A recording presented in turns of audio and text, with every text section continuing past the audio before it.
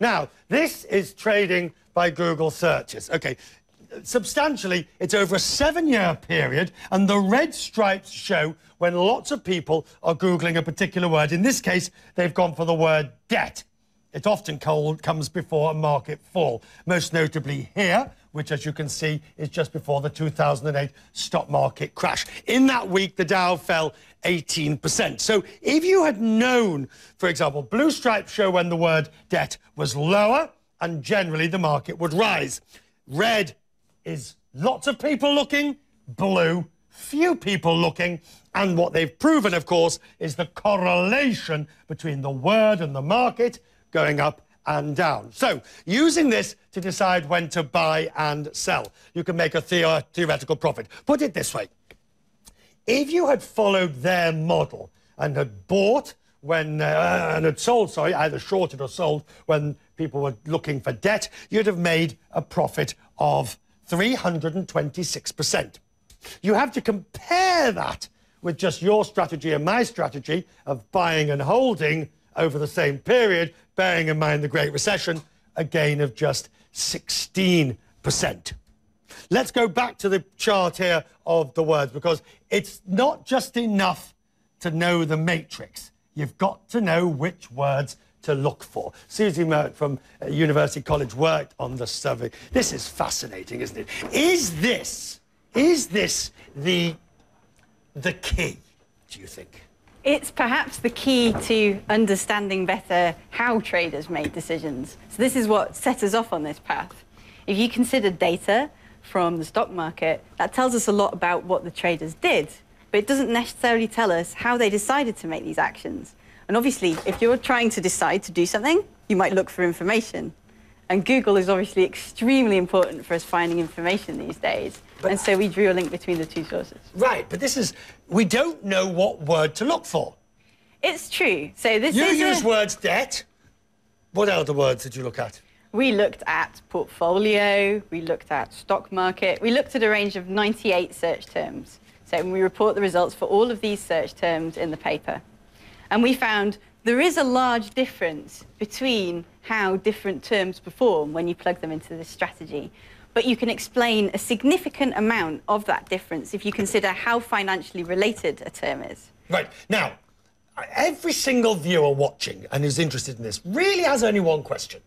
What word should we be looking for to see the number of searches to tell me about tomorrow, not yesterday? Well, luckily, we have some fantastic collaborators in Boston, Adam Avokian and Chester Kerm, and they're working on developing a system to help us work this out as we go along. You're right, just looking at a static set, as we describe in the paper, that's not going to cut the mustard for the future. We need to work out which terms are becoming important as we move forwards and trade on the basis of those.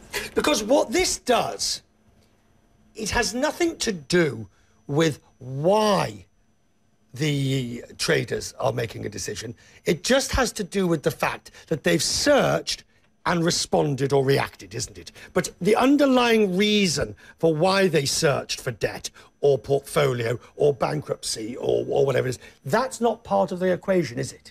Well, you're right. So we need to understand the behaviour, what's really going on. And but so you don't. All you really need to know is the word.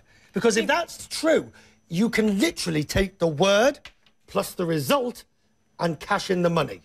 That's true, but to find the algorithm and to find the words, my colleagues Tobias Price at Warwick Business School, Gene Stanley at Boston University, we tried to think about what might make people look for more information.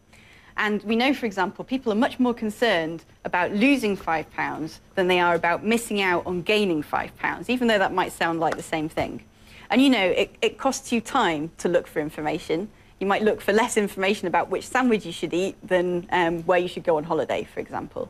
And so if the worst thing that somebody could do, or the decision of greatest consequence, is selling at a lower price than they think it's worth, they might be more prepared to invest more time searching for information. Can you see a day where there will be services that you can buy online that says these are the most searched terms on Google, and our historical analysis suggests this could be trouble?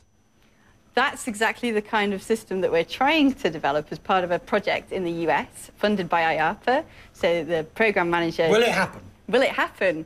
That depends on the wonderful talents of our students, but we're making progress. So we're not only trying to anticipate economic movement... Would you put next week's salary on it if somebody said this would work?